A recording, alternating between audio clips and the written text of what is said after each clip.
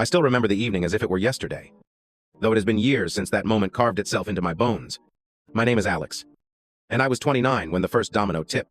That night should have been a celebration, a culmination of long years of sweat and study. My classmates filled the ballroom of a Manhattan hotel, their gowns shimmering beneath the chandeliers, laughter ringing as champagne corks echoed against the marble.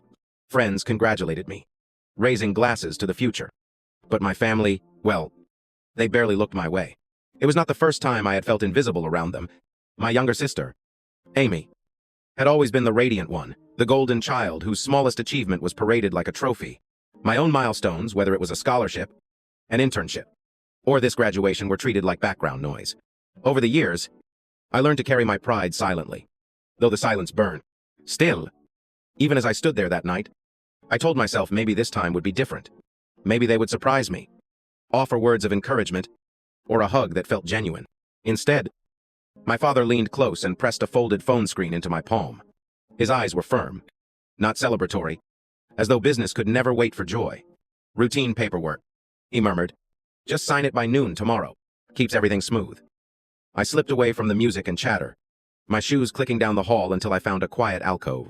There, under the soft glow of a wall sconce, I opened the email. The subject line read, "Routine proxy authorization." Harmless enough, I thought, but my stomach clenched as I scrolled through the dense legal text. Halfway down, the clause revealed its teeth by signing, I would hand over all voting rights tied to my 15% stake in our family's logistics company indefinitely. 15% may sound like an abstract figure, but in a company valued north of $26 million, it meant power. It meant board seats, dividends, mergers, the steering wheel of the enterprise my grandfather had built from a single truck on the Brooklyn docks. If I signed, I would never steer anything again. I closed my eyes, the ballroom music faint behind me, and the weight of the past pressed in. This was not the first time my father had tried to shrink me into silence. When I boxed my way to a regional title in high school, my parents claimed they were too tired to attend. They saved their cheers for Amy's recital the following day. When I was admitted into a competitive program, their excuse was that Amy had an audition. Always Amy. Always the golden one. That pattern of disregard had taught me resilience. Yes. But it had also made me cautious. I knew better than to trust anything labeled routine. I typed a note into my phone. Proxy received 7:14 p.m. Deadline, noon tomorrow. Then I forwarded the file to my work email for a clearer look later. The words on the screen had already branded themselves into me. Yet I needed confirmation. The next morning, as sunlight cut through the blinds of my small apartment, I brewed coffee and studied the document on a larger monitor. The legal phrasing was deliberate, thick as tar, but unmistakable. My signature would make my father the permanent voice of my shares. I felt my pulse in my temples. For a moment, I considered calling him directly, confronting him, but I knew his voice too well. He would thunder about family unity, accuse me of selfishness, and drown my questions in volume until they felt like guilt. So instead, I called someone else. Mark Vale, my grandfather's old partner, answered on the third ring. His voice was gravelly from years of long days at the shipping yard. "Morning, kid," he said. "Mark," I began, steadying my breath. "I got an email from my father. A proxy authorization. He says it's routine." There was a pause, then a dry chuckle. "Routine.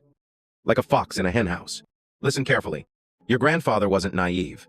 After your parents tried to convince him to rewrite his will 2 years ago, he added a conduct clause to the trust.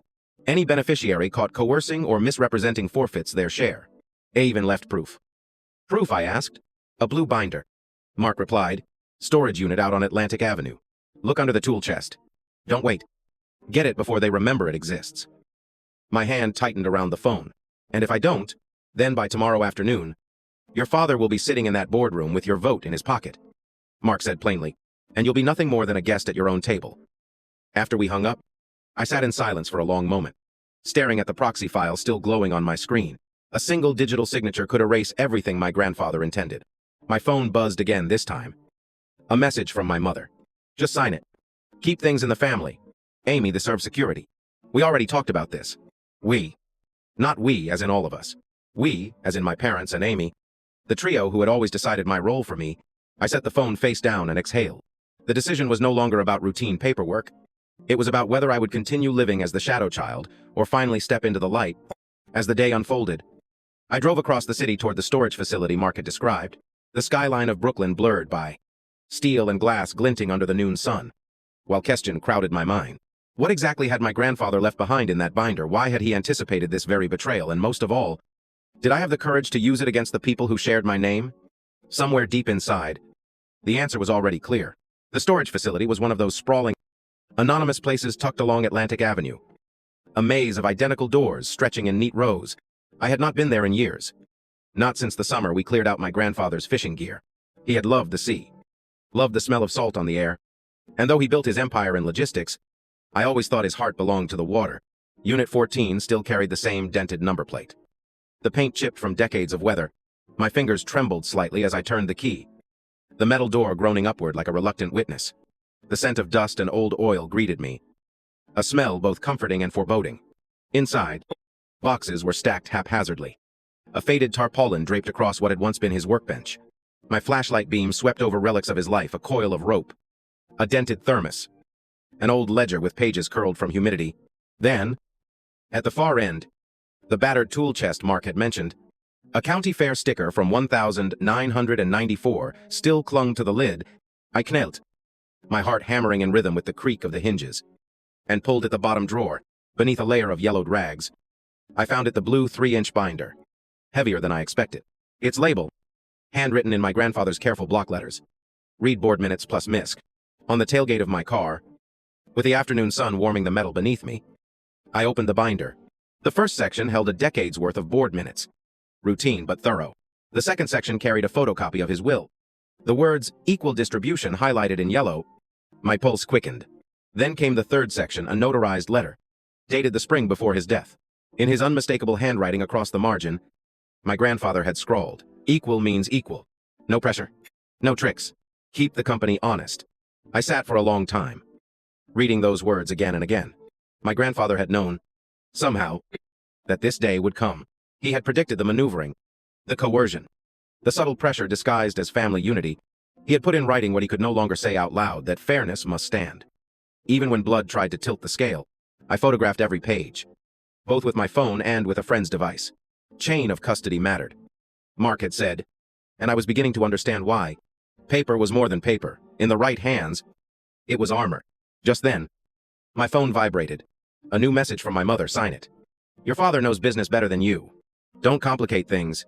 I stared at the screen, the words slicing deeper than perhaps she intended. For years, I had swallowed the small cuts, missed graduations, forgotten birthdays, the empty seats in auditoriums where my family should have been. But this was not a small cut. This was the knife aimed straight at my share of the future. I slipped the binder back into the drawer, locked the unit, and drove straight to a notary office on Main Street. It was a modest place wedged between a laundromat and a pawn shop. An older man behind the counter looked bored until I laid the documents before him. His eyes sharpened. He examined the original, then produced 3 certified copies, each stamped and signed with official precision. As he slid the papers back across the counter, I felt a shift inside me. For the first time in years, I wasn't playing defense. I was building a case, step by step, brick by brick. By late afternoon, I was seated in the office of Patel and Company, a law firm recommended by Mark. The receptionist ushered me into a conference room where Miss Patel herself awaited. Mid-40s, sharp suit, her laptop already open to the files I had sent earlier. She skimmed the proxy authorization, the will, the notarized letter. Your father's attempt is clear, she said evenly. He wants control before tomorrow's board meeting. If you sign this, he has it indefinitely, unless he volunteers to return it. You would need to sue. Costly. Messy. I asked about the conduct clause. She tapped the highlighted photocopy. Here it is. Any beneficiary who coerces or manipulates forfeits their share. Strong language. Judges like clear language. Combined with this letter and your evidence, we have a compelling argument. She pulled a form from her briefcase. Our best move is a temporary restraining order. A judge can freeze any proxy transfers until a hearing. That way, tomorrow's meeting cannot proceed under false pretenses. I signed where she pointed, my pen scratching against the thick paper. When I left her office, I carried not only the binder and certified copies but also a newfound steadiness. For once, my family's favoritism and coercion were not the final word. That night, I laid everything out on my kitchen table. The binder, the notarized letter, the proxy email printed and dated. The certified copies, I labeled folders by number. Not clever names dates win in court. I reminded myself. I backed everything up to cloud storage in 2 flash drives. one of which I locked into a safe deposit box before the bank closed. The weight of years of neglect pressed against me. But for the first time, I felt something stronger pressing back resolve. My grandfather's words echoed, "Equal means equal." I knew then that I could not, and would not, surrender that equality. By dawn the next day, I was wide awake. The documents still spread across my kitchen table like soldiers ready for deployment. The air smelled of stale coffee. But adrenaline kept me sharper than any caffeine could. Today would decide whether my father's scheme gained momentum or came to a halt. At 7 o'clock sharp, I drove back to Patel and Company. "Miss." Patel greeted me with a brisk nod. Already reviewing my emails from the night before. She was efficient. The kind of lawyer who carried clarity like a blade. "3 tasks today," she said, tapping the conference table. "First, we file the notarized letter and certified copies with the court. Second, we petition for a temporary restraining order. Third, we prepare for tomorrow's board meeting, where your father will surely try to push a vote before the ink dries." Her tone was calm, but underneath it was steel. I admired that. For years I had been told to quiet down, to yield, to let others decide. Now here was someone telling me that standing firm was not only possible but necessary. We drove together to the courthouse, a brick building that smelled faintly of coffee and floor wax. Security at the door checked our bags. And then we were ushered into the clerk's office. Filing fee paid. Form stamped. And within an hour we were waiting outside Judge Carter's chambers. My hands shook slightly as I held the binder against my chest.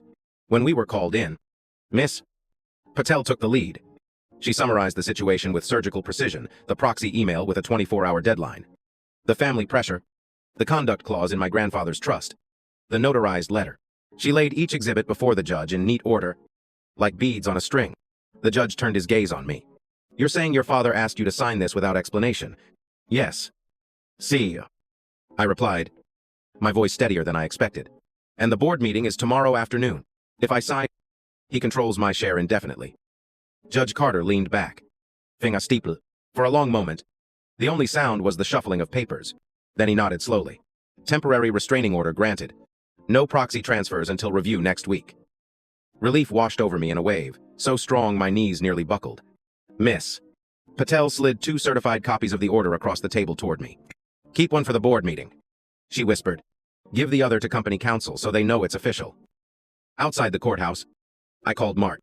"We have the TRO," I said, hardly able to contain the tremor in my voice. "Good," he replied. "Bring it tomorrow.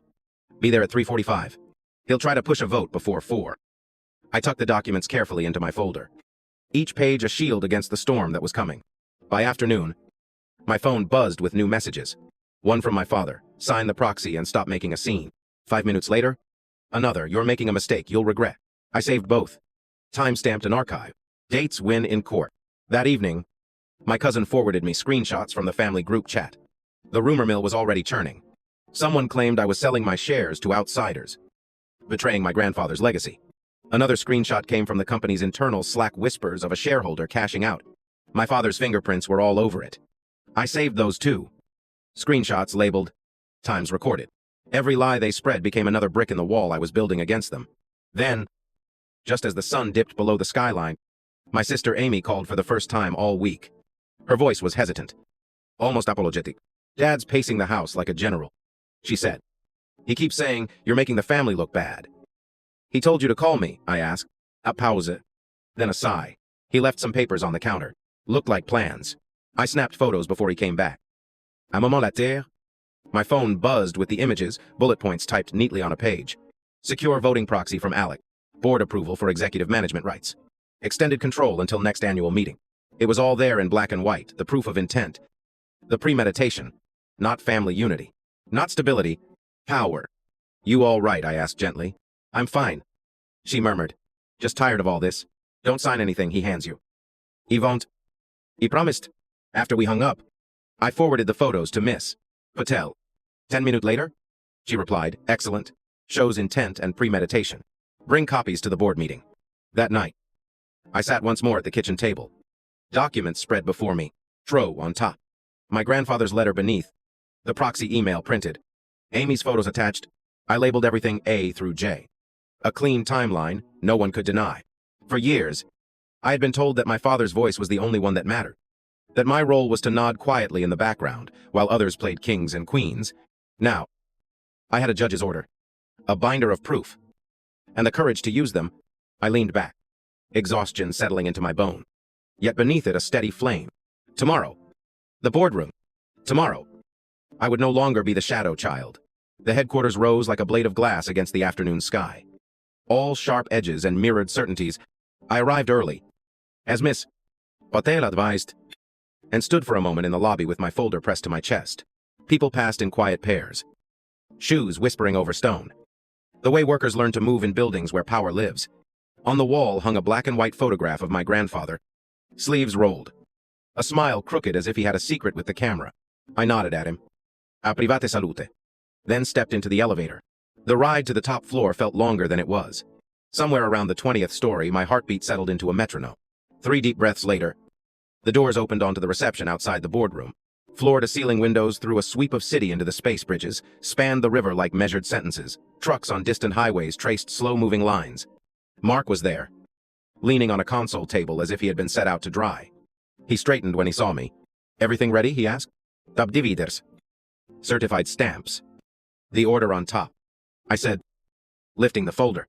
Even made large prints for the hard of seeing. He barked a soft laugh. "Good. He has been in there 20 minutes already." Softening the room.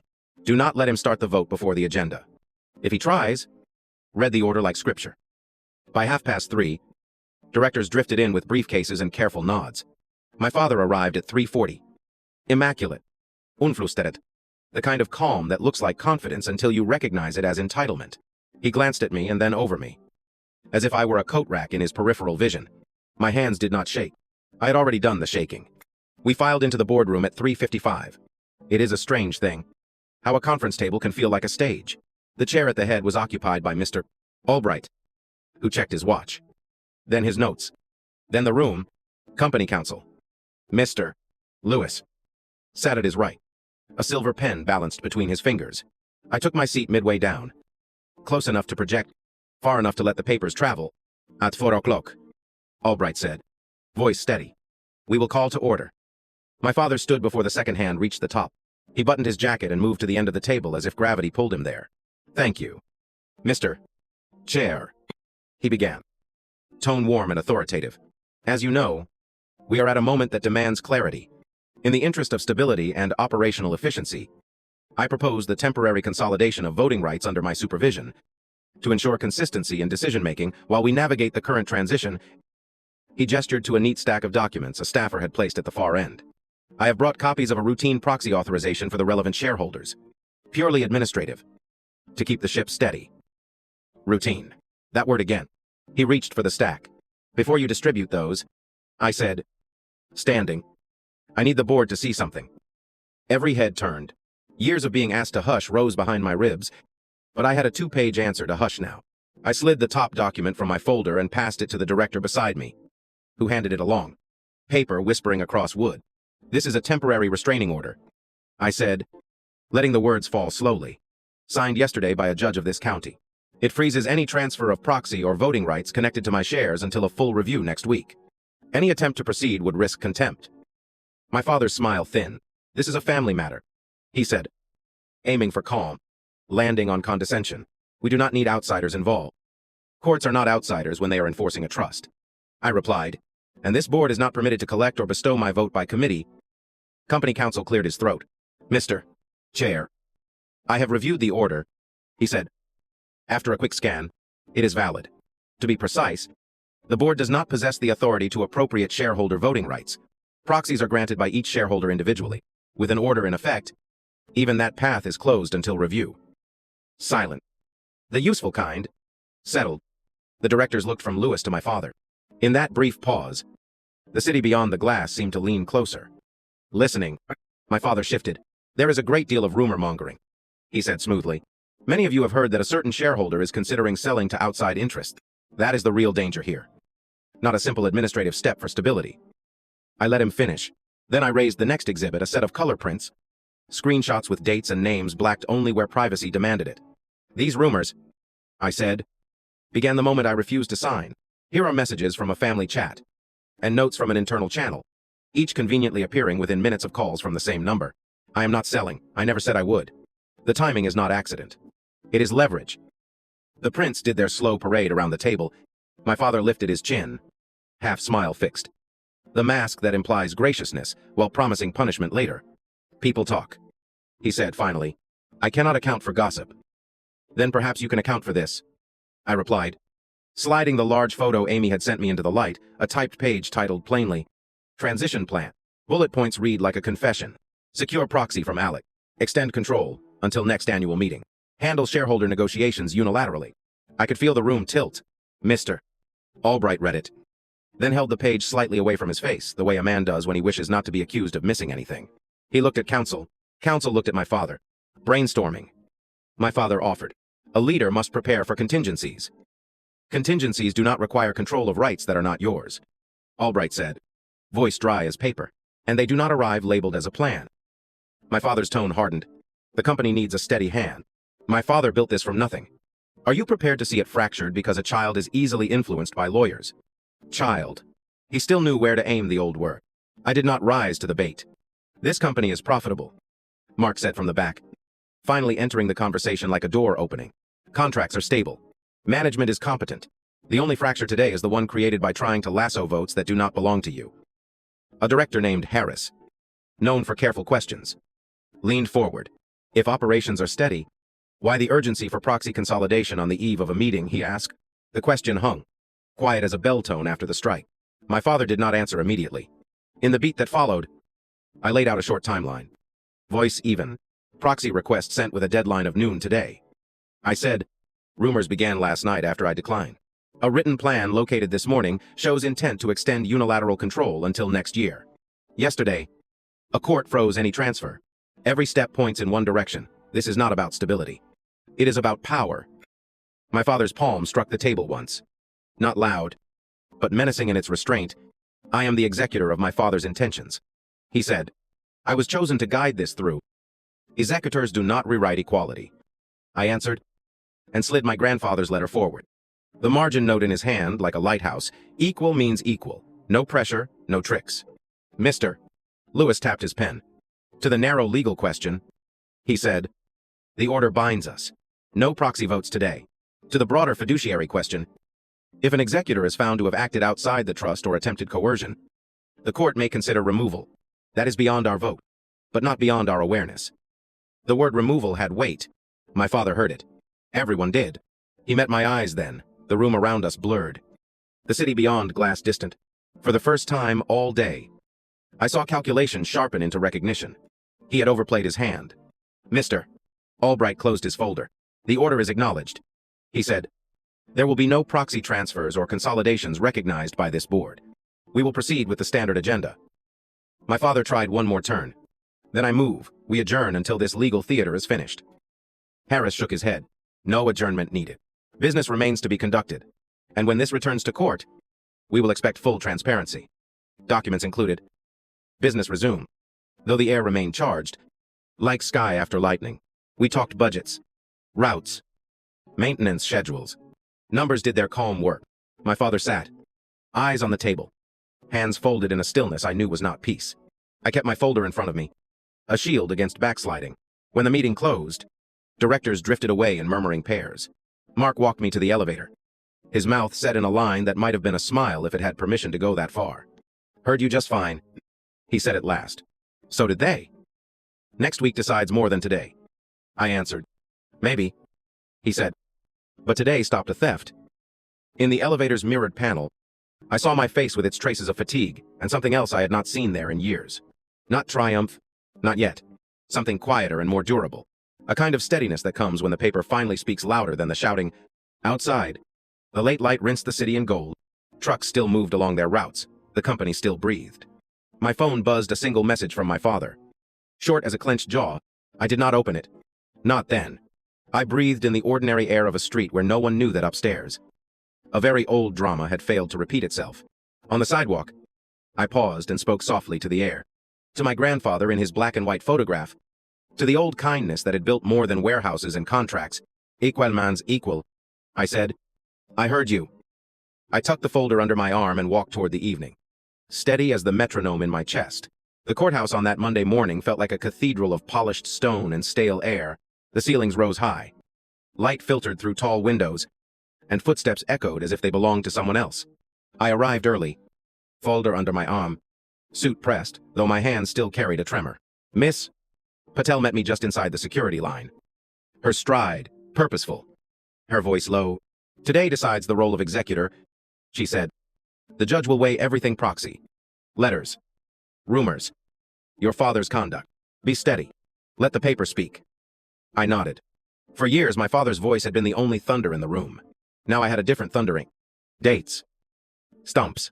We entered the courtroom together. My father sat at the opposite table. Posture perfect. Suis immaculate. My mother perched beside him, arms crossed. Her expression carved from disapproval. Amy sat quietly, eyes downcast. Her hands folded in her lap. I caught her glance once. It was enough to remind me I was not alone. Judge Rivers entered, robe flowing, voice firm as he called the case. "This matter concerns allegations of coercion and misrepresentation by the current executor of the Quinn Trust." Patel rose first. She spoke with the same sharp clarity she had shown me in her office. "Your Honor, we present evidence that Mr. Morgan pressured his son to sign an irrevocable proxy, transferring 15% of company voting rights indefinitely. When the son refused, rumors were circulated claiming he intended to sell to outsiders. We submit the proxy email, the notarized letter from the decedent, the conduct clause in the trust, and the transition plan prepared by Mr. Morgan himself." She laid the exhibits before the judge, one after another. My grandfather's handwriting on the margin seemed to glow under the fluorescent lights. Equal means equal. No pressure. No tricks. Reeves, my father's attorney, stood with a practiced calm. "Your Honor, my client acted with discretion to protect the company's stability. The son has overreacted, dragging family matters into court. No harm has been done. No assets have been lost." The judge leaned forward. "Show me the transition plan." Patel handed over Amy's photographs. Bullet points stared back. "Secure proxy. Extend control. Manage unilaterally." The judge's eyes lifted. "Mr. Morgan, did you prepare this?" My father cleared his throat. "I discussed possibilities. Leaders must anticipate scenario." Amy's voice cut through. Soft but steady. "He printed it at home. I took the photo. He told my mother he wanted control for a year so no one could question his decisions." The room shifted. Reeves tried to redirect. "Brainstorming does not equal wrongdoing. Combined with a coercive proxy and false rumors," Patel asked, "it shows intent." The judge turned to my father. "Did you begin these rumors? Did you tell directors your son was planning to sell?" My father's jaw clenched. "People talk." Patel rose again, sliding forward the Slack screenshots and family group chat. Timestamps highlighted. Not people. Him. Minutes after his calls. These appeared. Cause and effect. My mother suddenly stood. Voice sharp. "This is tearing us apart. He is your father. He built everything. And now you drag him in here like a criminal." Judge Rivers fixed her with a steady look. "Ma'am, sit down. This is about fiduciary duty, not family quarrels." She sat, arms crossed tighter than before. Mark Vale was called next. His testimony was calm, measured. "Ilara told me directly. Equal shares. No exceptions. That's why she added the conduct clause." Reeves pressed him. "Did my client ever state he intended to steal?" Mark met his gaze without flinching. He didn't need to. The proxy, the rumors, and the plan spoke for him. The judge nodded once. "Noted." Then Amy was called. She walked to the stand slowly, her voice soft but clear enough to reach the rafters. "Grandpa treated us equal. Dad did not. I want the will followed. I want equal to mean equal." My father's face tightened, eyes hard as if she had crossed a line etched in stone. When all was said, Judge Rivers stacked the papers neatly, his voice deliberate. "Executors bear duties of honesty, neutrality, and fidelity to the trust. The evidence shows attempts to consolidate power beyond the will's terms through coercion and misinformation. That constitutes a breach." He tapped the folder once, then raised his eyes. "Mr. Morgan is removed as executor effective immediately. A neutral fiduciary, Miss Karen Lutz, will assume control until final distribution. This order is binding." The gavel cracked like thunder. My father shot to his feet, face red. "Outrageous. My own family turns on me." Another outburst. The judge warned. "And you will be held in contempt." Silence fell. My father sat again, shoulders stiff, fury contained but not extinguished. When the hearing adjourned, Patel handed me certified copies of the order. Outside the courtroom, my mother hissed. "You could not let him lead. You always had to fight. You embarrassed him." I said nothing. Amy moved to my side. And for the first time in years, I felt her shoulder close to mine. Mark shook my hand. He overplayed. The judge saw it clear. I breathed deep. The courthouse doors swinging wide into the open air. The fight was not over. Fallout never ends neatly, but the tide had turned. That evening, alone in my apartment, I laid the new order atop the pile on my table. One more brick, one more shield, and perhaps, one day, the foundation of peace. It has been nearly 2 years since the gavel came down and stripped my father of his title. Time has a way of softening sharp edges, but the memory of that courtroom remains vivid. His red face, my mother's glare, Amy's trembling voice steadying as she spoke the truth. Those moments echo still, though now they feel more like distant thunder than the storm itself. Life, for me, has settled into a new rhythm. I left the cramped apartment behind and found a home of my own on the edge of Austin. A 5-bedroom place with tall windows that welcome the Texas sun. The walls are painted in colors I chose, not ones inherited. And the furniture is mine. Bought, not for show, but for comfort. In the mornings, I brew coffee and sit on the porch overlooking a small garden I planted myself. Tomatoes. Herbs. A line of roses Amy insisted would brighten the space. Peace comes in small doses, and I have learned to gather them. Work changed too. With my share of the inheritance secured, I invested carefully and launched a new venture in freight technology. A field where my grandfather's spirit still whispers. Trucks still run, but now they run smarter, with systems that trace their routes and save their costs. Mark, faithful as ever. Audivisis me. His gruff laugh still grounding me when I drift toward doubt. The business grows steadily, not with the roaring pace of a startup, but with the quiet strength of good planning. I like it that way. Amy shows a different path. She moved into a modest apartment near the university and returned to her studies, finally free from the constant shadow of being the favorite child. She takes photographs on weekends. Portraits of people in parks, markets, ordinary lives captured with care. Her laughter, when I visit, is lighter than it once was. I think she carries scars from those years of manipulation. But scars can also remind us that we healed. As for my parents, their world has narrowed.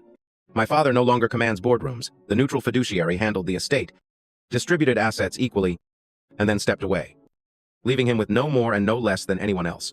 He still calls sometimes, but only to demand or accuse, never to connect. I have stopped answering. My mother remains loyal to him. Her message is sharp with blame, as if I dismantled the family rather than revealed what was already breaking. I do not reply to her either. Distance has become its own form of peace. Cousins and uncles choose sides at holidays. Though I no longer attend, some send bitter notes accusing me of betrayal. Others quietly admit gratitude that someone finally spoke against the tide. But I have learned not to measure my worth by their approval. Blood ties can be bonds, but they can also be chains. The chosen family I built is where I now rest my trust. Friends who stood by me through the storm gather in my home for dinners. We cook together, argue about movies, tell stories that end in laughter instead of silence. My colleagues respect me not because of a last name, but because of work well done. In their company, I find belonging that blood never offered. Looking back, I sometimes wonder if I regret dragging my father into court. The answer is no. Courtrooms are not places of joy, but sometimes they are the only places left where truth can stand. My grandfather understood that, which is why he left the words in his own hand. Equal means equal. He knew fairness might need protection from those closest to him. The lesson, I think, is that family is not defined by titles or demands, not by the weight of voices that insist louder is stronger. Family is found where respect lives, where honesty is practiced, where love does not come with conditions. I ask you listening now, have you ever had to redefine family? Have you chosen peace over obligation? Respect over guilt? Do you believe forgiveness is owed because of blood, or earned because of care? I would like to hear your thoughts. Leave them in the comments. Share your own story. Because somewhere out there, another person is sitting at a table with papers spread before them, wondering if they have the strength to stand. As for me, I wake each day lighter. The company grows. The garden blooms. Amy smiles more easily. The chaos of those years still echoes, but it no longer defines me. I stopped chasing their approval and started building my own legacy. And that, I think, is enough.